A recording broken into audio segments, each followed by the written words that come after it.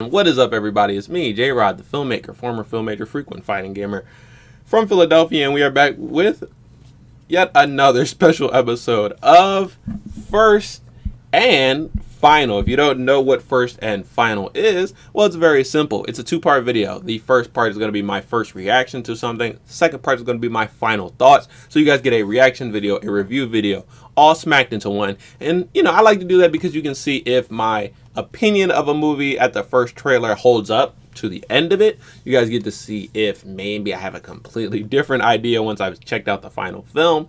But either way, we get to compare those two things. We get to take this huge gap in time and put it together. And so that's why I've been doing these videos. We've done a lot of, I'm doing all the MCU movies this year like I did last year. I'm also going to add Blue Beetle in there. I'm also going to add Across the Spider-Verse in there.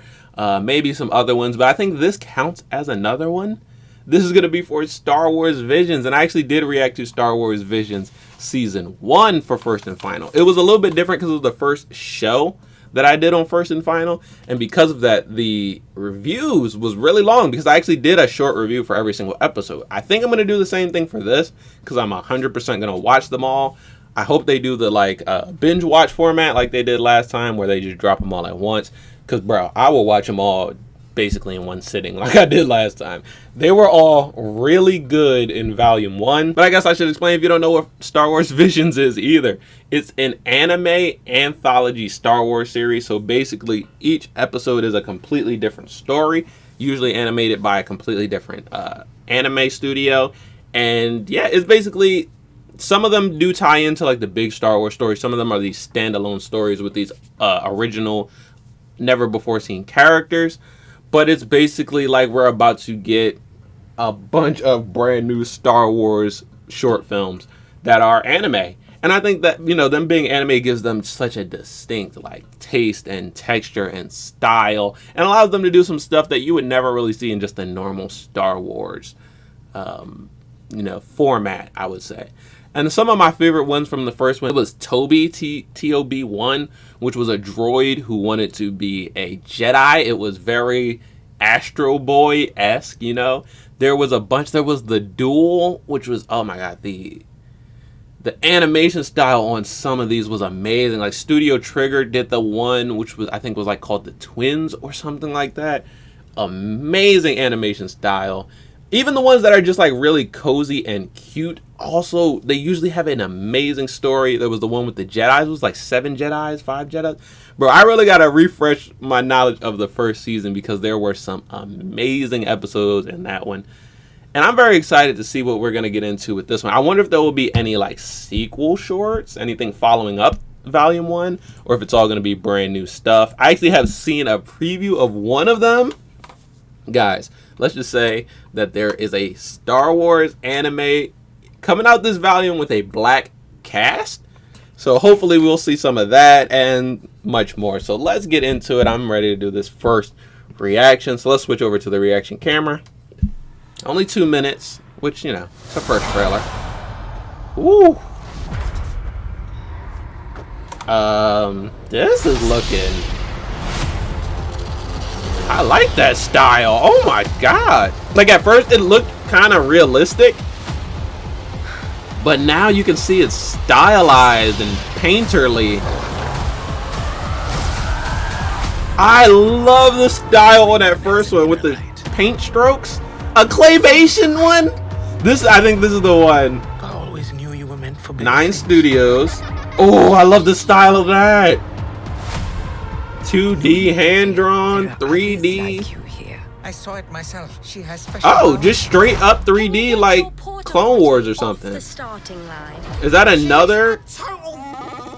That's another claymation one. I think that's different than the first one. May the Force be with you. Wow. I cannot wait. The storm is approaching. This looks so good already. I'm strong enough now. No one is stronger than them. We can beat them. Is he about to do the Force Unleashed? Oh, I'm pretty sure we're gonna have to wait until the final thing to know for fact. But I think he's about to do the Force Unleashed and pull that ship out of the sky. Oh my goodness, on May 4th, of course. I guess I should have expected that. We cannot choose where our calling takes us. Double bladed yellow and red? What?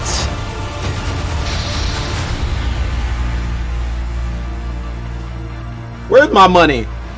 Where's my money? Take it. Take my money. Where is it? I'm gonna find my money and I'm gonna give it to y'all. Cause what? What? Y'all, are y'all serious?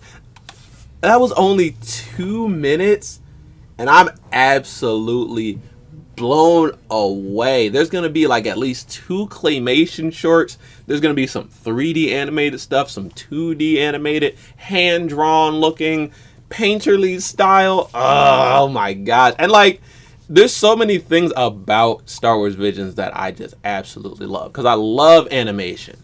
I love Star Wars. I love just like story and anthology. And this is like storytelling at its best. Because it's basically like, okay, here's a theme. We get all these studios around a campfire. Now tell us your version of the story. That's basically what Star Wars Visions is, which is why I love it. It's all these different people's visions for Star Wars. When they see Star Wars, what does it look like to them? And that just diversifying of it and that just deepening the lore. Oh my gosh, I live for this type of stuff, y'all. And I love Star Wars too, so it's like I'm gonna be excited to see Jedis and lightsabers and stormtroopers and Wookiees and just aliens I didn't even know about on worlds I never even thought about. That was one of the like really fun parts of Star Wars Vision Season 1. There was that one short Lop and Ocho, which was a lot almost like a Ghibli movie, and it just visited this world that I had never seen before with characters I had never seen before and a political structure I had never seen. And that's a lot what Star Wars Visions is like. It's like we're going to new worlds, we're going to new stories, and all within the theme that we know and love, but get ready for something new. And I cannot wait. I'm pretty sure I will be binge watching all of Star Wars Visions Volume 2 on that date so that I can review every single episode individually and give you guys my final thoughts on it. But spoiler alert, y'all, I think I'm gonna enjoy it. I'm gonna keep it a bean. But guys, that is gonna be it for my first thoughts of Star Wars Visions. So now I guess I'm going to have to call upon like the ancient species, the space whales and the gray, and I'll see which one of them has time travel technology so I can hurry up, fast forward a month, get to May the 4th, and then enjoy Star Wars Visions. I cannot wait, y'all. So guys, that's going to be it for my first reaction, but I'm going to pass it right over to myself in the future, and he is going to give you my final thoughts on all of Star Wars Visions. I cannot wait, man. I can't wait to be that future version of myself who has seen the whole thing.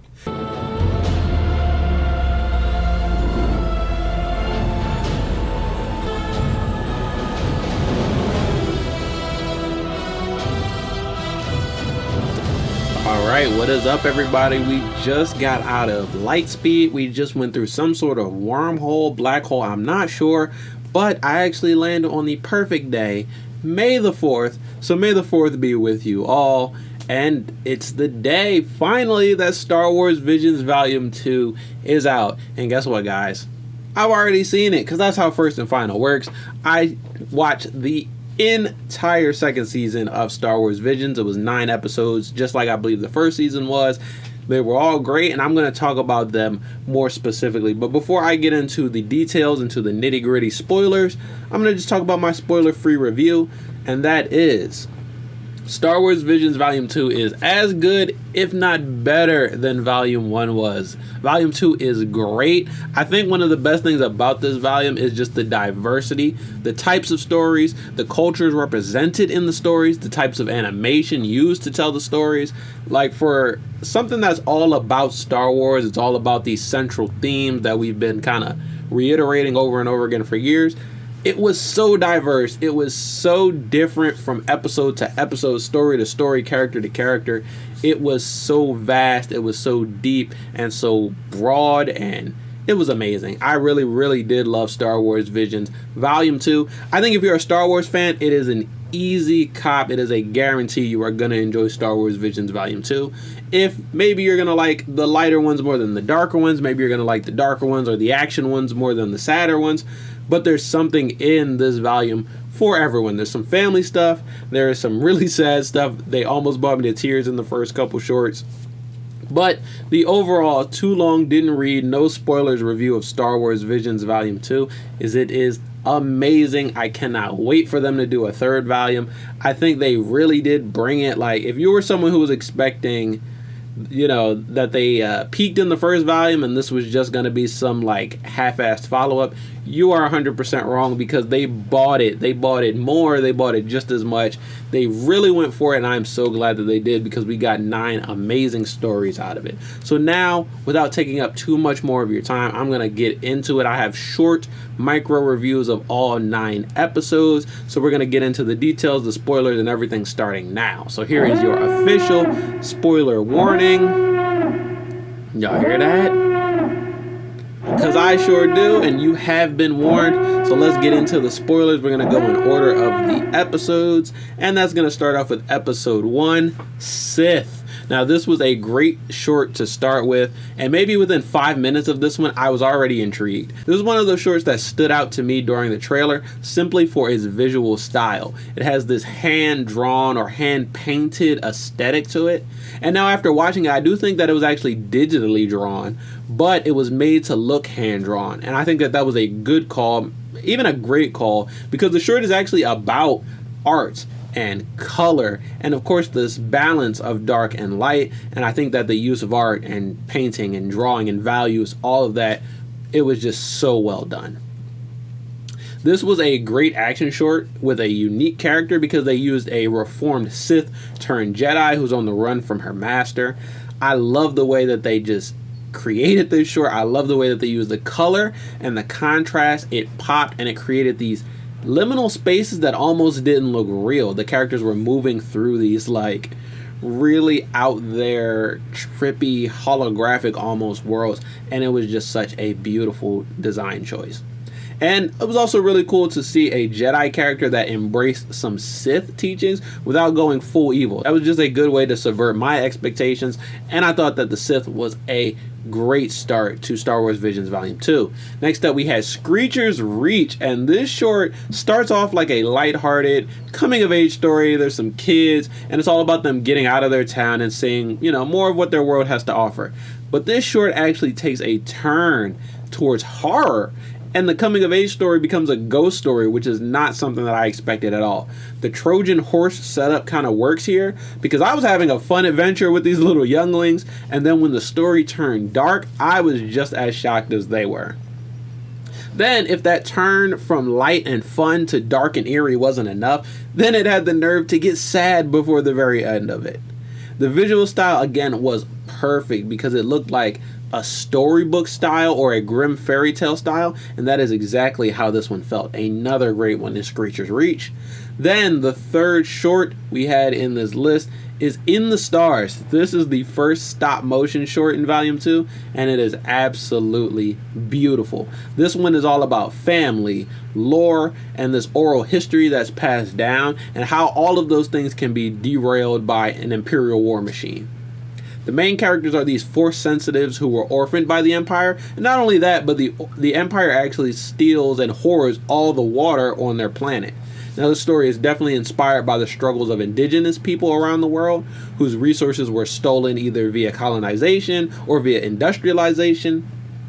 And it was a really, really sweet story. Almost brought me to tears, to be honest. And the visuals, they're definitely going to stick with me 100%. Anyone who thinks that animation can't stand up to live action, or you think that stop motion can't stand up to traditional animation, this short proves both of those things wrong simultaneously. And that's why I love it.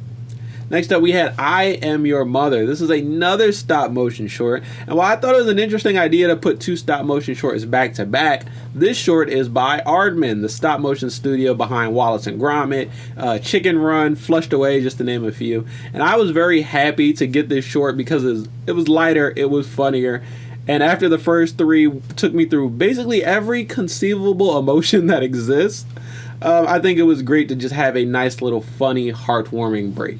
And the short was as funny and heartwarming as I expected, if not even more.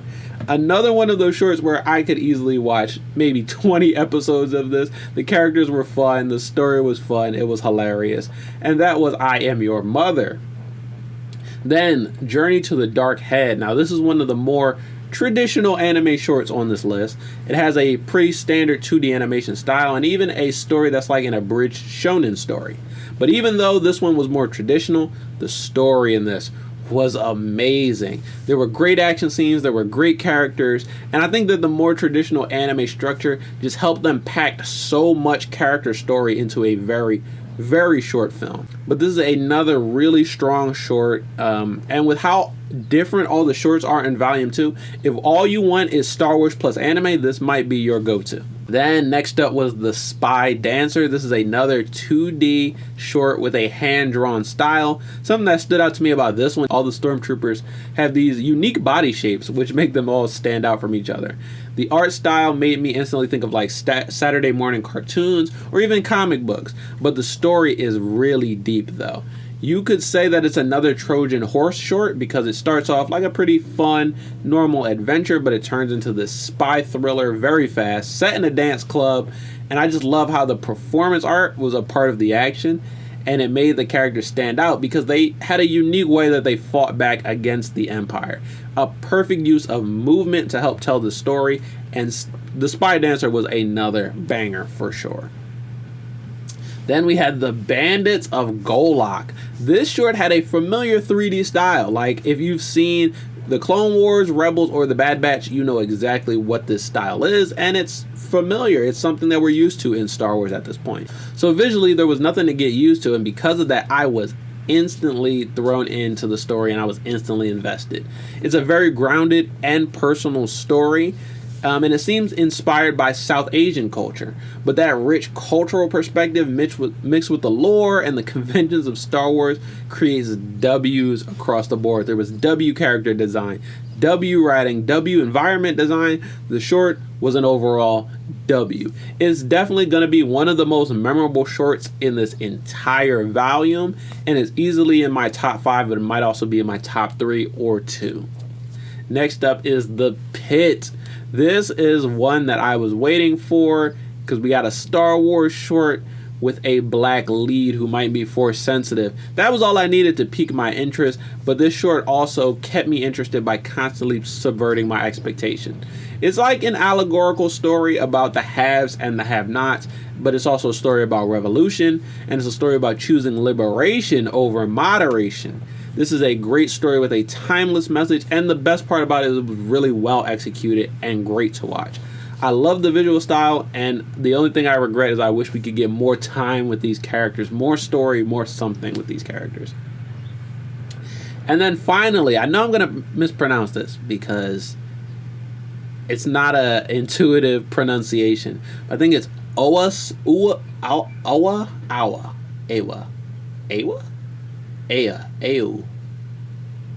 song? Uwa song. I'm gonna have to look it up. Final short, known as Our Song, I believe. I know I messed that up somehow. But it is our 3rd stop motion short in this entire season, and I love what the stop motion shorts have been able to do, specifically with environment and like prop design. This is another great example because the backgrounds in this short are so beautiful. The way that they're lit, they feel so warm and inviting, and they're just overall just really nicely done. It's light in tone, again, a very lighthearted story, but there is some action-packed parts as well. And I just love the aesthetic that they created with their use of colors and textures. There's this calm sense that the short creates. And also the animation of the stop motion is really good because these characters, they feel real. I never saw them as like puppets or toys. I saw them as characters just like I saw all the rest of the characters in Volume 1, in Volume 2, and in Star Wars in general. They really felt like fully fleshed out characters. And although I'm not really into musicals, I really did love the introduction of this sort of force-sensitive singing power. And I can't believe we've already gone through every single one. But that was all 9 shorts of Star Wars Visions Volume 2 with my short little synopsis / review. If you want, again, to reiterate how I feel about the entire thing overall, it was great. I consider this one no skips, not a dull moment, not like, I don't think a single one of these shorts dropped the ball even slightly. I think they all bought their A game, and they all just show off and impress for different reasons. So that is it. That is my review of Star Wars Visions Volume 2. It came, it went, I watched it. It's still May the 4th, so I'm going to go play some Star Wars Jedi Survivor after. I actually have to go kill Ogdo Bogdo's kid. I found him, and he's giving me some smoke, so I got to take that dude out before I do anything else. And also, I'm going to be playing some more Jedi Survivor today. After this video goes up, probably around 4 p.m. Eastern time, I'm going to go back up and do a stream. We got slightly more FPS than we did in the last one, so we're no longer in a 20 FPS gameplay. We're now about 30 to 40. But also, I have a new planet, so it could be better, it could be worse. But guys, that is going to be it for this episode of First and Final for Star Wars Visions. I'm so excited to do this because I love Star Wars again. I love animation, so I just love when those things come together. So guys, tell me how you felt about Star Wars Visions Volume 1 or 2. Any of these shorts on the list. Tell me how you feel about Star Wars, how you feel about May the 4th, and how you are celebrating the holiday. And one more thing, I need you to hit me with the 3-hit combo, smash the like button like Ryu, spear the subscribe button like Scorpion, and kick the notification bell like Kazuya, guys. And once again, May the 4th be with you, and I'll see you next time in another new video. Peace out. Damn, bro's dead.